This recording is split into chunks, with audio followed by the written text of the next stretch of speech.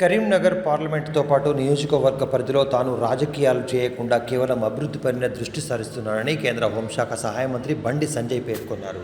రాజకీయాలకు అతీతంగా రాష్ట్ర మంత్రి పొన్నం ప్రభాకర్తో కలిసి పనిచేస్తూ హుస్నాబాద్ సహా కరీంనగర్ పార్లమెంట్ నియోజకవర్గాన్ని అభివృద్ధికి కృషి చేస్తానని ఈ సందర్భంగా బండి సంజయ్ పేర్కొన్నారు. హుస్నాబాద్ నియోజకవర్గంలో త్వరలోనే నవోదయ స్కూల్ ఏర్పాటు చేసే విధంగా కృషి చేస్తానని శనివారం రోజున హుస్నాబాద్ మండల కేంద్రంలో జరిగిన 10వ తరగతి విద్యార్థుల సైకిళ్ల పంపిణీ కార్యక్రమంలో ఆయన పేర్కొన్నారు. అన్ని ప్రభుత్వ పాఠశాలలో RO పాయింట్లు ఏర్పాటు చేయడం, నియోజకవర్గాన్ని అన్ని విధాలుగా అభివృద్ధి చేయడానికి కృషి చేయడమే కాకుండా సర్కారు బడుల్లో చదివే విద్యార్థులకు సైకిళ్లను కూడా బహుమతిగా ఇస్తున్నామని పేర్కొన్నారు. రానున్న ఏడాది కూడా 10వ తరగతి విద్యార్థులకు సైకిళ్లను గిఫ్ట్గా ఇవ్వడంతో పాటు నర్సరీ నుండి 6వ తరగతి వరకు మోడీ కిట్లు అందజేయడానికి తన వంతుగా కృషి చేస్తున్నానని ఈ సందర్భంగా బండి సంజయ్ తెలిపారు. జిల్లా కలెక్టర్తో పాటు అదనపు కలెక్టర్, పోలీస్ కమిషనర్లను స్ఫూర్తిగా తీసుకోవాలని విద్యార్థులకు ఈ సందర్భంగా సైకిళ్లు పంపిణీ చేసిన అనంతరం పిలుపునిచ్చారు. కార్గిల్ దివస్ సందర్భంగా సైనిక త్యాగాలను ఆయన గుర్తు చేసుకున్నారు. హుస్నాబాద్ మండల కేంద్రంలో జరిగిన ఈ కార్యక్రమంలో 6వ తరగతి తరగతి విద్యార్థులకు బ్యాగులు, steel water bottles, notebooks, pen, పెన్సిల్తో కలిపి మోడీ కిట్లను కూడా ఇస్తామని సందర్భంగా తెలుపుతూ ప్రతి ఏరియాలో వాటర్ ప్లాంట్ ఏర్పాటు చేయడానికి కృషి చేస్తారని హామీ ఇచ్చారు. సింధూర్ ఏం జరిగింది? ఏ రాజకీయాలకు తావు లేకుండా మనం కాపాడుకునే ప్రయత్నం చేస్తున్నాం. అటువంటి వీర సైనికులకు మనం హ్యాట్స్ ఆఫ్ సెల్యూట్ చేయాలి. ఎవరైతే త్యాగం చేసిండ్రో వాళ్ళను స్మరించుకోవాల్సిన బాధ్యత ఈరోజు కార్గిల్ దివస్ సందర్భంగా ఉంది కాబట్టి వాళ్ళను మనకు ఆదర్శంగా తీసుకొని ముందుకు వస్తుందిగా మీ అందరికీ విజ్ఞప్తి చేస్తూ ముగిస్తున్నాను. భారత్ మాతాకి జై, జై శ్రీరామ్.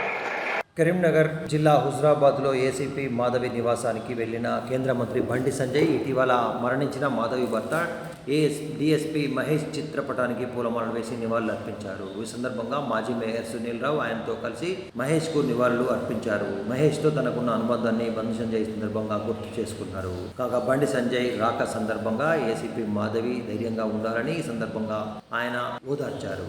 గంభీర్రావుపేట మండల కేంద్రంలో KG2 PG పాఠశాల ఆవరణలో ఆచార్య జయశంకర్ విగ్రహాన్ని ఏర్పాటు చేయనున్నట్లు రాజన్న సిరిసిల్ల జిల్లా కలెక్టర్ సందీప్ కుమార్ ఝా పేర్కొన్నారు. శనివారం రోజున జిల్లా కలెక్టర్ మినీ సమావేశ మందిరంలో జయశంకర్ విగ్రహ ఏర్పాటుపై నిర్వహించిన విగ్రహ కమిటీ సమావేశంలో జిల్లా కలెక్టర్ సందీప్ కుమార్ ఝా, SP మహేష్ బిగితే తదితరులు పాల్గొన్నారు. ఈ సందర్భంగా కలెక్టర్ సందీప్ కుమార్ ఝా మాట్లాడుతూ ప్రభుత్వ పాఠశాలలో ఆచార్య జయశంకర్ చిత్రపటం ఉందని, అవకాశం ఉన్న చోట ఆయన విగ్రహ ఏర్పాటుకు కూడా చర్యలు తీసుకుంటున్నట్లు కలెక్టర్ పేర్కొన్నారు. గంభీర్రావుపేటలో నమోదు వద్ద ఆచార్య కొత్తపల్లి జయశంకర్ విగ్రహ ఏర్పాటుపై ప్రభుత్వ ఉత్తర్వుల ప్రకారం FTLలో లేని ప్రదేశంలో విగ్రహాన్ని ఏర్పాటు చేయడానికి చర్యలు తీసుకుంటామని స్టాచ్యూ కమిటీ సభ్యుల అంగీకారం మేరకు KG2 PG ఆవరణలో ఏర్పాటు చేసే విధంగా నిర్ణయం తీసుకున్నట్లు తెలిపారు. అవసరమైన తదుపరి చర్యలు రోడ్లు, భవనాల శాఖ అధికారులు తీసుకోవాలని తెలిపారు. సమావేశంలో R&B EE Narasimhachari, PREE Sudarshan Reddy, irrigation EE కిషోర్తో పాటు తదితర అధికారులు హాజరయ్యారు. కరీంనగర్ శాతవాహన యూనివర్సిటీ ఆవరణలో రవాణా శాఖ మంత్రి పొన్నం ప్రభాకర్ ఆధ్వర్యంలో 1వ అంతస్తుతో పాటు నూతన హాస్టల్ బిల్డింగ్ నిర్మాణ పనులకు శంకుస్థాపన చేశారు. అనంతరం సెమినార్ హాల్ రెన్యువేషన్ వర్క్స్ పూర్తయిన సందర్భంగా విద్యార్థులను కలిసి వారు తమ ప్రగతి నైపుణ్యాలను మెరుగుపరుచుకోవాలని మంత్రి పొన్నం సూచించారు. కార్యక్రమంలో మంత్రితో పాటు అడిషనల్ కలెక్టర్ అశ్విని తానాజీ వాకడే విద్యార్థులు హాజరయ్యారు.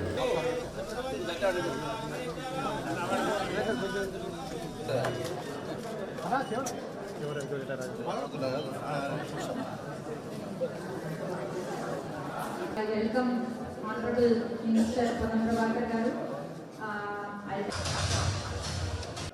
State dignitaries, IAS witness,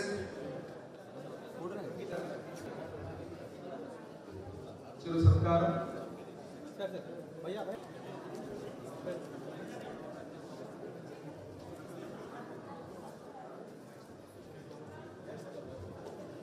గౌరవ వైస్ ఛాన్సలర్ ఉమేష్ కుమార్ గారికి, సత్య గారికి, అడిషనల్ కలెక్టర్ అశ్విని లక్ష్మీ కిరణ్ గారికి, కరీంనగర్ మున్సిపల్ కార్పొరేషన్ ప్రఫుల్ దేశాయ్ గారికి నమస్కారం తెలియజేస్తాను. శాతవాహన యూనివర్సిటీ మార్కెట్ చైర్మన్ ఉన్న సందర్భంలో ఆనాటి మంత్రి జీవన్ రెడ్డి గారు,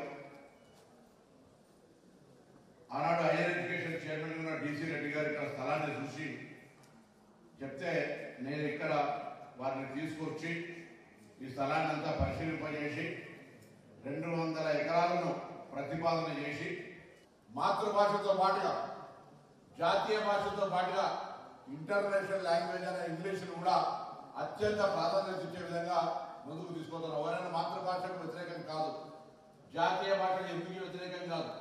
దాంతో పాటుగా ఇంటర్నేషనల్ కాంపిటేటివ్ స్పీడ్ లో మనం ఉండాలంటే కంపల్సరీ గౌరవ ఎమ్మెల్యే మానకొండ గారు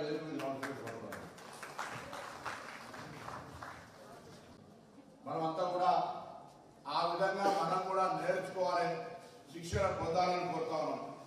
గౌరవ ముఖ్యమంత్రి గారు అనేక సందర్భాలు చెప్తా ఉన్నారు. ఒక BE చదివిన విద్యార్థి, ఇంజనీరింగ్ చేసిన విద్యార్థి ఉద్యోగం లేక 15,000 కూడా ఉద్యోగం చేసే పరిస్థితి వస్తూ ఉంది. అదే స్కిల్ డెవలప్మెంట్ ఉండి కొంత చదువుకు సంబంధం ఉన్నా లేకున్నా పని చేయగలిగేటువంటి ఒక ప్రావీణ్యత స్కిల్స్ ఉంటే.